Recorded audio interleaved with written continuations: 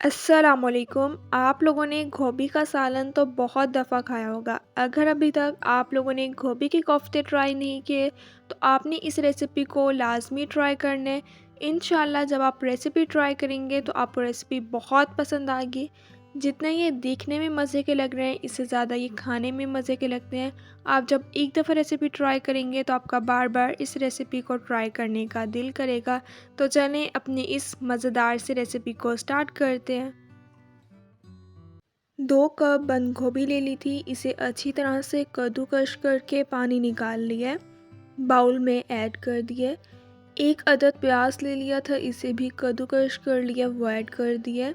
2 अदद बारीक चॉप की हुई हरी मिर्चें ऐड कर दी हैं।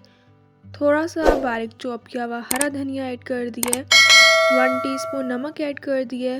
1 टीस्पून कुटी हुई लाल मिर्च का पाउडर ऐड कर दिया है। 1 टीस्पून धनिया पाउडर ऐड कर दिया है। हाफ़ टी स्पून हल्दी पाउडर ऐड कर दिया है। 1 कप इसमें बेसन ऐड कर दिए।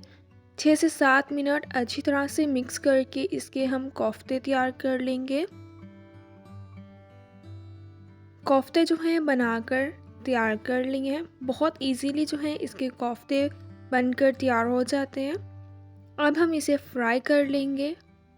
पैन में 1 कप घी ऐड कर दिए। घी को गरम कर लेना है। घी गरम हो गया, अब हम कोफ्तों को फ्राई कर लेंगे। 10 से 12 मिनट में ये बिल्कुल अच्छी तरह से फ्राई हो जाएंगे। दोनों साइड से प्यारा सा गोल्डन कलर आने तक इन्हें फ्राई करना है। अब हम ऑयल में से इन्हें निकाल लेंगे। जिस ऑयल में कोफ्ते फ्राई किए वही ऑयल ले लिया है। कढ़ाई में इसे ऐड कर दिए। 2 अदद बारीक चॉप किए हुए प्याज ऐड कर दिए। प्याज का कलर लाइट सा गोल्डन कर लेना है। प्याज का कलर लाइट सा गोल्डन आ गया है। 1 टीस्पून भर के लहसुन और अदरक का पेस्ट ऐड कर दिया।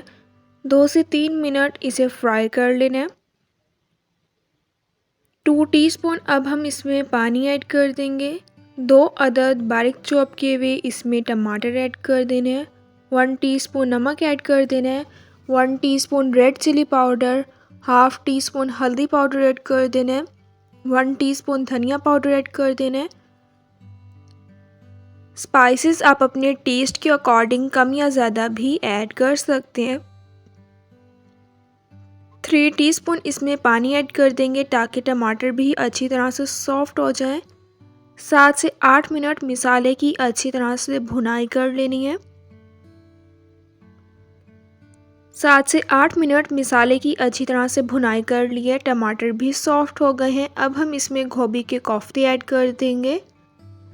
2 अदद बारीक चॉप की हुई हरी मिर्ची ऐड कर दी हैं। 3 से 4 मिनट इसे मिक्स कर लेंगे। अब मैं इसे डिश आउट कर लूँगी।